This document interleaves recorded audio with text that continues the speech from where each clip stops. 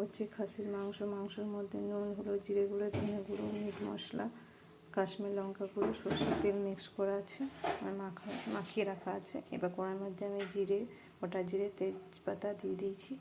গরম মশলা দিয়ে দিলাম তেলের মধ্যে। পেঁয়াজগুলো দিয়ে দিই। ভাজা হয়ে গেছে। এবার আমি দিয়ে দেবো এর মধ্যে মশলার মধ্যে গোটা গোলমরিচ বেটেছি, এই জন্য মশলার কালারটা এরকম দেখাচ্ছে। সব দেওয়া আছে, তার জন্য এটাতে একটু একটু করে সব দেবো। একটু হলুদ, একটু নুন, কিছু মশলা দেবো না। মশলাটা আমি ভেজে নিয়েছি। এবার মাংসটা দিয়ে দেবো। তার মধ্যে মশলাটা মাখিয়ে নিই, তারপর ঢাকা দিয়ে দেবো। এর মধ্যে আলু দেবো।